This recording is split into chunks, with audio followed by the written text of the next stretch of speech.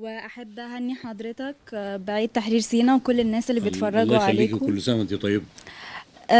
طبعا القصيدة اللي حضرتك قلتها من شوية كانت قصيدة عظيمة من رجل عظيم صاحب تاريخ مشرف جدا مع المخابرات المصرية. لا، ده كلام حسين السيد اه الشاعر الكبير. اه بس أنا بحب بس أنتهز الفرصة وأسأل حضرتك عن تأثير القضايا الجاسوسية بتاعت حضرتك على العدو اللي هو كان إسرائيل، وعن تأثير القضايا اللي القضايا الجاسوسية على العدو. على العدو. استقال مدير المخابرات الإسرائيلي كان اسمه الكولونيل هاركافي، وقبل الاستقالة فورا بن جوريون، وأسند إعادة جهاز المخابرات وتشكيله لمدير مكتبه الجنرال حييم لاسكوف. وده كلام مكتوب في الجراني، والجراني على فكرة معايا بس مفيش وقت في البرنامج. بس باختصار شديد ممكن بس حضرتك تحكي لنا عن مقابلتك للرئيس الراحل جمال عبد الناصر؟ بصي، اللي حصل ان انا بدرس في ايطاليا، تصورت المخابرات الإسرائيلية أنها جندتني، وأنا تظاهرت بالقبول وجيت مصر.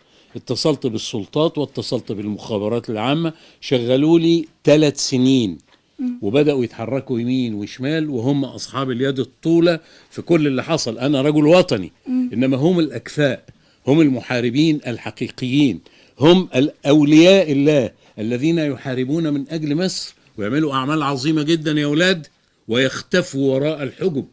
مش عايزين مناظر، مش عايزين دعاية، مش عايزين بيشتغلوا مع ربنا، فهم كأولياء الله. أنا أعرفهم عن كثب وبشكل دقيق، فبقول لك النتيجة. مين المخترعين؟ تعالى يلا بسرعة، we have no time. كان نفسي أعمل لك البرنامج بتاعك بالإنجليزي لكن مش هينفع. هتقول إيه؟ انا محمد صبري، مخترع. تمام. مخترع ايه يا محمد؟ انا اخترعت مولد كهربائي ذاتي. اشرحوا لي بسرعه البرق، هو فين جهاز كهربائي. هنشيله ازاي ده؟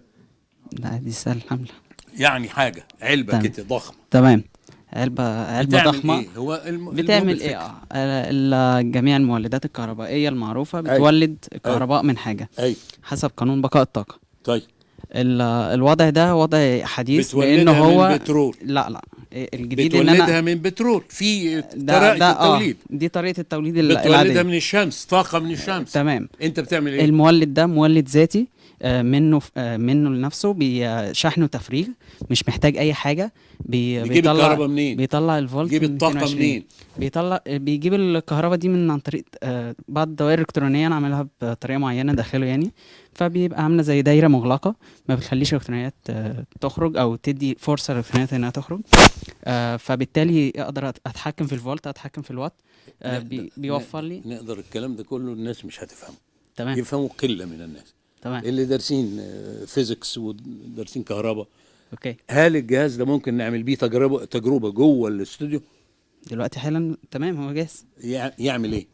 ده حضرتك دلوقتي بيوفر 220 فولت، بيطلع 220 فولت من الوات من 300 لحد 1500، يعني يشغل من اللمبه للتكييف، من لا شيء، من لا شيء.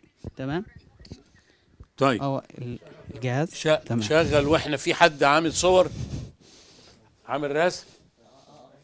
مين ناقص عندنا ما طلعش؟ ده حضرتك كده الجهاز كده شغال. الجهاز كده شغال اهو. الجهاز شغال اهو يا استاذ عصام.